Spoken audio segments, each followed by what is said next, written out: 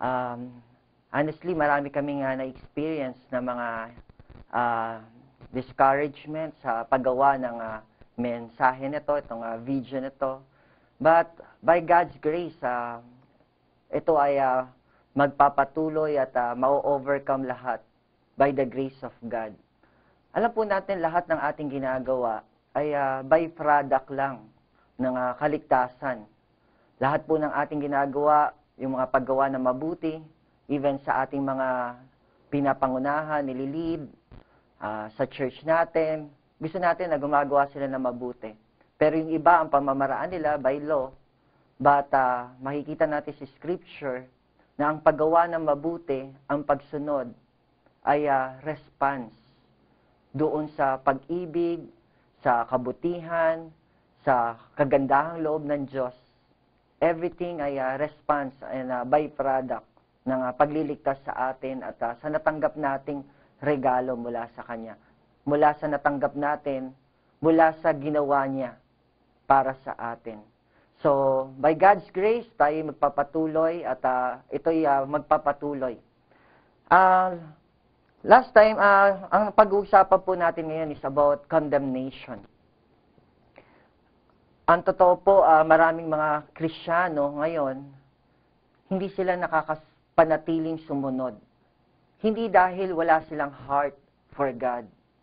Ang totoo po, meron silang heart for God. Kaya lang, hindi sila makapagpatuloy because they are under deceived by the enemy. They are under deceived by Satan. They are under condemnation na ginagawa ng kalaban. So, nawaya, mapakinggan natin to even tayo right now. I believe kumikilos yung kalaban, even sa akin, sa pagmemensahe ko ngayon, may mga bagay na yung ginagawa ng kalaban para i-condemn tayo. Para tayo ay pigilin, huminto, at hindi magpatuloy.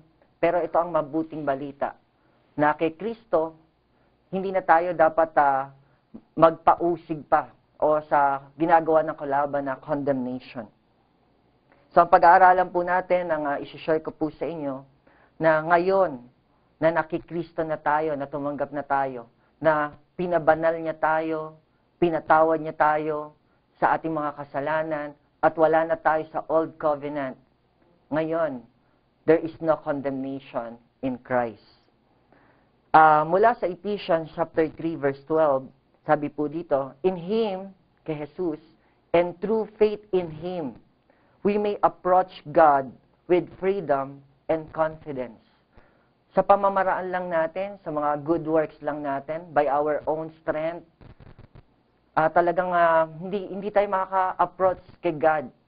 Our God is a holy God. Kung sa atin lang, hindi natin kaya. Pero maraming salamat. Maliwanag po ang scripture na sinabi niya, dahil kay Kristo. At, yes, ginawa ni Kristo, pero sabi rito, in Him and through faith in Him. Alam natin yung ginawa ni Kristo para sa atin. Pero kung hindi natin paglalagakan ng pananampalataya, yung ginawa niya para sa atin, magiging walang saysay rin. So, kay Kristo at sa ginawa ni Kristo, ating sampalatayaan, we may approach God with freedom and confidence. Talagang panatag at hindi tayo dapat usigin. Parang, kumbaga ganito, sa isang mag-ama, maaaring yung anak ay nakagawa ng malaking pagkakasala sa kanyang magulang, siya pinag-aral at pinaghihirapan na pagkitaan yung pera sa ibang bansa para pag-aralin yung anak, ngunit nilustay lang yung mga pang-tuition fee at hindi nag-aral mabuti. Pero nandun yung pag-ibig at pagpapatawad ng ama. Ngunit papasok sa puso ng anak na siya hindi nakarapat-rapat. Andun yung pag-ibig ng ama upang i-restore ang anak. Ngunit yung anak ay inuusig. So makikita natin, even yung ama ay hindi matutuwa sa reaction ng anak. And ganun din tayo ngayon. Sa ating Diyos Ama at tayo mga anak niya, Yes, meron tayong mga nagagawang mali. Malaki, maliit. Pero napakabuti ng Diyos at napakalaki ng pag-ibig niya. Handa niya tayong patawarin sa lahat ng ating pagkakasala nung time na tinanggap natin si Kristo on the cross dahil si Jesus Christ na nagbayad nun. So right now, we could approach our Heavenly Father with freedom and confidence. Sabi rito sa Revelation chapter 12, verse 10 to 11, "For the accuser of our brothers, who accuses them before our God day and night, has been hurled down." Verse 11, "They overcome him by the blood of the Lamb." Dito, maliwanag po na merong nag-a-accuse sa atin. At maliwanag, it is not God. Hindi po si God the Father. Maliwanag rin, hindi rin po si Jesus Christ, our Lord. At maliwanag rin, hindi rin po ang Holy Spirit. At hindi rin po ang mga angel.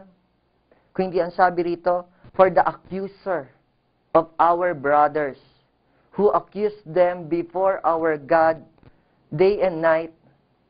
At yun po yung si Satan. Siya po yung nag-a-accuse sa atin. At ang ginagamit niya po para tayo akusahan ay ang law. And day and night, yun po ang ministeryo niya, ministry niya. Kung si God ay merong minister at merong ministry, ganun din ang kalaban, siya rin ay merong ministeryo at meron ring mga minister doon. Pero makikita natin, merong makakapag-overcome nun. Sabi, "They overcome him by the blood of the Lamb." Alam nyo, kung sa sarili lang natin, hindi talaga natin kayang tanggapin yung mga pagkakamali natin at tayo pinatawad na at tayo right before God sa oras nito. Pero when we think and remember the blood of Christ, na alam po natin the precious blood of His beloved Son, katulad po ng narinig nyo na overpayment yon. And through the blood of the Lamb, ma-overcome ko, kayo, natin, ang mga accusation na binabato ng kalaban. Ang ating pananampalataya, kung bakit tayo right, yung approval natin before God, yung ating standing before God, it is not by our own righteousness. Kaya kung ano man ang ibato sa atin ng kalaban, hindi yun ang batayan natin right now kung bakit tayo right. Hindi ang law, hindi ang pagsunod sa law. Hindi yung mga good works natin. Kaya hindi siya effective kung hindi tayo inuusig yung ating budhi. Dahil ang ating pagiging right before God, yung approval ni God sa atin, by the blood of His beloved Son. By the blood of the Lamb. That we are right. And before God, tayo ay, sa Kanya ay approve tayo. In 1 John chapter 2, verse 1 and 2, "My dear children, I write this to you so that you will not sin." Katulad po ng sinasabi ko, we are right before God. Hindi ko to sinasabi para tayo magpatuloy sa kasalanan. Ngunit kung tayo ay madapa at andyan yung kalaban para tayo ibagsak lalo, tayo ay i-down upang hindi na makapagpatuloy, upang hindi na makapagsimula uli, upang hindi na bumangon. Tayo niya binabagsak, kinokondemn niya tayo. Ang sabi rito, "But if anybody does sin, we have one who speak to the Father in our defense." Kung kanina, merong nag-a-accuse sa atin, meron naman tayo right now, kumbaga sa court, meron naman nagdidepensa sa atin. At ang ating defense, sabi rito, we speak to the Father in our defense, Jesus Christ, the righteous one. Right